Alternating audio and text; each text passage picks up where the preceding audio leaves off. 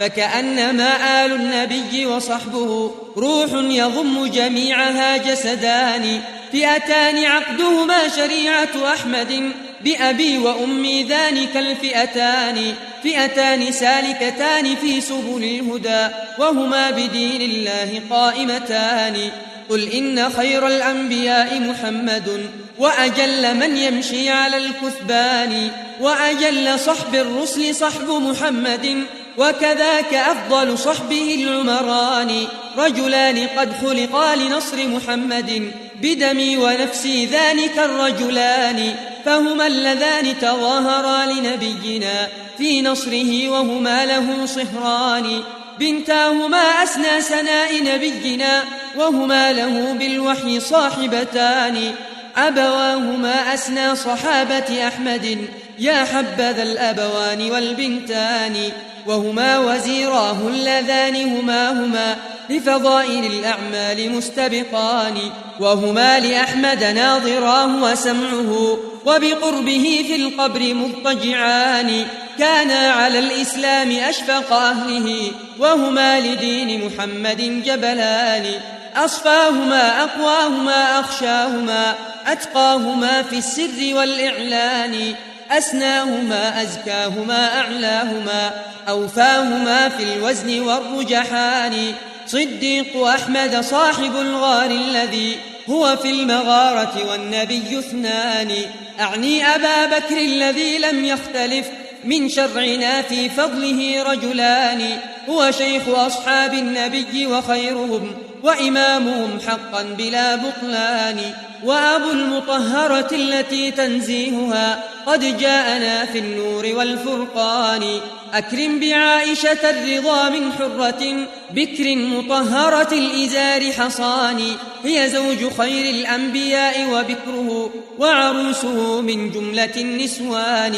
هي عرسه هي أنسه هي إلفه هي حبه صدقا بلا أدهان، أوليس والدها يصافي بعلها وهما بروح الله مؤتلفان، لما قضى صديق أحمد نحبه دفع الخلافة للإمام الثاني، أعني به الفاروق فرق عنوة بالسيف بين الكفر والإيمان، وأظهر الإسلام بعد خفائه ومحى الظلام وباح بالكتمان، ومضى وخلى الأمر شورى بينهم في الأمر فاجتمعوا على عثمان، من كان يسهر ليله في ركعة وترا فيكمل ختمة القرآن، ولي الخلافة صهر أحمد بعده أعني علي العالم الرباني، زوج البتول أخا الرسول وركنه ليث الحروب منازل الأقران، سبحان من جعل الخلافة رتبة وبنى الإمامة أيما بنيان، واستخلف الأصحاب كي لا يدعي من بعد أحمد في النبوة ثاني، أكرم بفاطمة البتول وبعلها وبمن هما لمحمد سبطان، غصنان أصلهما بروضة أحمد لله در الأصل والغصنان، أكرم بطلحة والزبير وسعدهم وسعيدهم وبعابد الرحمن، وأبي عبيدة ذي الديانة والتقى وامدح جماعة بيعة الرضوان، قل خير قول في صحابة أحمد وامدح جميع الآل والنسوان،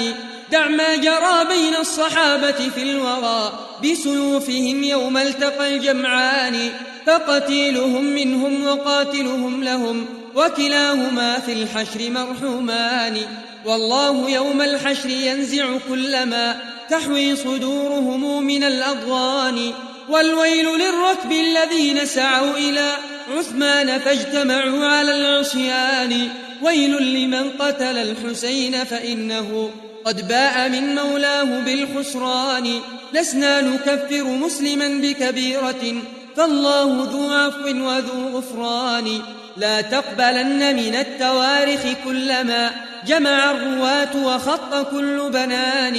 اروي الحديث المنتقى عن أهله سيما ذوي الأحلام والأسنان، كابن المسيب والعلاء ومالك والليث والزهري أو سفيان، واحفظ رواية جعفر بن محمد فمكانه فيها أجل مكان. واحفظ لأهل البيت واجب حقهم، واعرف عليا أيما عرفان. لا تنتقصه ولا تزد في قدره، فعليه تصلى النار طائفتان. إحداهما لا ترتضيه خليفة، وتنصه الأخرى إلها ثاني. والعن زنادقة الجهالة إنهم أعناقهم غلت إلى الأذقان. جحدوا الشرائع والنبوة واقتدوا بفساد ملة صاحب الإيوان. لا تركنن إلى الروافض إنهم شتموا الصحابة دون ما برهان. لعنوا كما بغضوا صحابة أحمد،